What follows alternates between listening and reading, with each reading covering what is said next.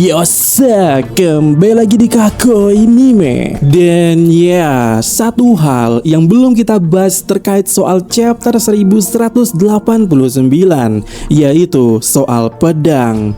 Di video sebelumnya, kita hanya membahas dua pedang yang Imu gunakan untuk menusuk Luffy. Kenapa Luffy tidak bisa bergerak? Karena Luffy ditusuk pedang yang menyedot atau menyerap energi kehidupan, yaitu pedang Sword of Nothingness. Lalu, kenapa Luffy sangat super kesakitan dan banyak darah keluar? Karena Luffy ditusuk pedang yang sejauh ini juga cuma diketahui namanya saja, yaitu Fragarat's Sword of Shigat. Belum diberi penjelasan oleh Imu pedang ini sebenarnya apa fungsinya. Ketika disodorkan ke batang pohon yang kering, itu langsung membuat batang itu lapuk. Tapi, apa yang terjadi kepada Luffy itu belum diketahui secara pasti apa fungsi pedang ini. Nah, sekarang kita akan coba ke sisi Zoro ya. Maksudku, pertarungan Summer dan Zoro ini sangat potensial. Summer yang telah dibuff oleh Imu dengan Omen ternyata juga diberikan pedang kemarahan Graham. Pedang yang ternyata juga adalah pedang warisan dari keluarga Separate. Oh ya, kau kalian lupa, nama Summer itu adalah Saint Separate Summer. Jadi pada dasarnya Summer menggunakan pedang warisan. Lalu muncul satu pertanyaan, apa keistimewaan dari pedang kemarahan ini yang dimiliki Summer? Sejauh ini yang kita lihat pedang ini jelas membuat Zoro tak berkutik. Jadi pedang ini sudah lolos kualifikasi untuk membuat Zoro serius. Hal yang tampak dari wajah Zoro di sini itu bukti validnya. Berarti eksistensi pedang Summer ini jauh lebih kuat daripada keberadaan Songo Lucci. Betul sekali. Tapi yang jadi pertanyaan lainnya di sini adalah apa yang akan jadi titik fokusnya bagi Zoro? Pedang Zoro yang mana yang akan jadi plot armornya Zoro? Nah, sebelum ke sana kita lihat dulu Graham ini ya, pedang dari Summer.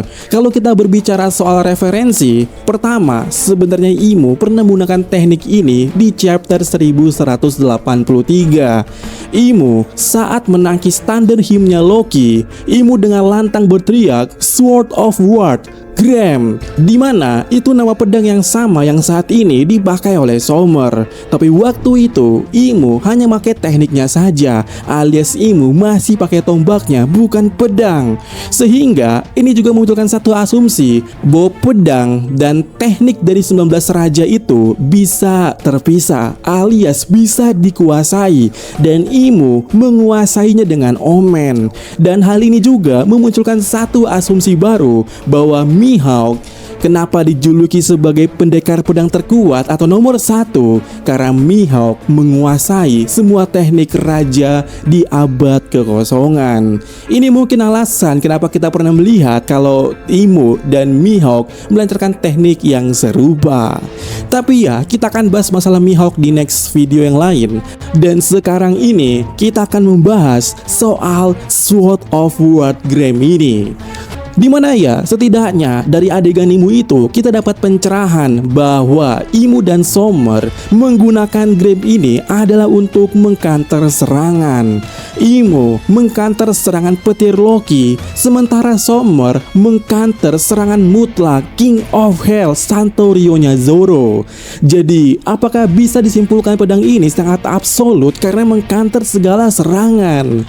Nah, untuk itu ayo kita bahas referensi di dunia nyatanya. Seharusnya pedang ini ya mengambil referensi dari legenda Nordik. Graham adalah pedang yang ditempa ulang dari kehancuran, lalu membuktikan dirinya mampu melampaui batas dengan membelah landasan besi tempat pedang itu ditempa ulang. Secara simbolis ini sesuai dengan apa yang kita lihat daripada Imu dan juga Summer. Pedang ini seharusnya memang disiapin bisa menerima serangan apa saja dan mengkanternya. Tapi pedang ini pernah hancur sebelum ditempa ulang, dan pedang itu hancur karena Odin. Menariknya, pedang Graham ini juga berasal daripada Odin itu sendiri. Jadi apakah hanya Imu yang bisa menghancurkan Graham di sini? Ataukah Zoro perlu jadi seperti Imu? Dan ini poin menariknya. Mari kita bahas soal Zoro akan menjadi seperti Imu, dan kita punya cover Color Spirit-nya untuk itu, Zoro Oni. Dan benar, seperti yang kalian lihat di sini, Sandai Kitetsu lah yang seharusnya menjadi pedangnya plot armornya Zoro. Sandai Kitetsu yang seharusnya akan menjadi lawan yang cocok untuk Graham.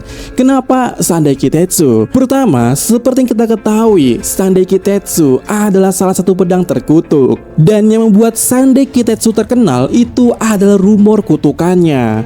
Menurut Ippon Matsu, pemilik pedang ini akan mengalami kematian tragis atau nasib yang buruk. Saat pertama kali Zoro melihat pedang ini di Lockton, pemilik toko atau Ippon Matsu sempat melarang Zoro untuk membelinya karena semua pemilik sebelumnya itu bernasib buruk ya. Tapi di Arc Wano, atau lebih tepatnya saat kita melihat Zoro bersama Kozaburo, kita mengetahui satu hal yang menarik, bahwa pedang terkutuk pada dasarnya adalah semua pedang. Jahat pedang atau terkutuknya pedang itu tergantung usernya. Selama bisa mengendalikannya dengan benar, itu tidak akan menjadi pedang terkutuk. Artinya, berdasarkan perkataannya Kozaburo, ini seharusnya termasuk pedang yang saat ini digunakan oleh Summer. Selama bisa dikendalikan, harusnya itu dia plotnya. Dan benar, siapa yang akan mengendalikannya itu adalah Sandai Kitetsu. Coba pikirkan secara logika. Jika Kozaburo menentang adanya pedang terkutuk karena harusnya semua pedang terkutuk tergantung usernya, kenapa ada 3 pedang Kitetsu? Kenapa ada 3 pedang terkutuk secara khusus, yaitu Sandai Kitetsu, Nidai Kitetsu, dan Sodai Kitetsu? Sebenarnya untuk apa keberadaan 3 pedang itu? Bagaimana kalau ternyata alasan adanya 3 pedang Kitetsu itu karena pedang ini melahap kutukan? Ingat ucapan Kozaburo, terkutuk atau jahatnya pedang tergantung usernya. Menariknya, Sandai Kitetsu punya rumor usernya selalu bernasib buruk dan mengalami kematian. Jadi kalau diasumsikan pedang Kitetsu ini itu seperti individualisme. Ini cukup senada dengan Zoro yang pernah bilang kalau Sandai Kitetsu itu seperti anak nakal. Anak nakal yang haus darah, tidak peduli siapa yang ingin dia jahili selama itu membawa kutukan. Dia, yaitu Sandai Kitetsu atau pedang terkutuk, akan melahap kutukan itu. Ini mungkin alasan Zoro melakukan adegan ini. Zoro menantang Sandai Kitetsu bahwa Zoro tidak akan membawa kutukan. Zoro bukan seperti user sebelumnya yang culun dan membawa kutukan karena ketololannya dalam menggunakan Sandai Kitetsu. Singkatnya, Zoro ingin membuktikan di sini kalau Zoro layak memegang Sandai Kitetsu. Lalu menariknya saat Zoro dan Nusjuro clash di Egghead, sesama Kitetsu justru saling ngekanter di sini. Ibaratnya saling tinju karena keduanya sama-sama ingin melahap kutukan.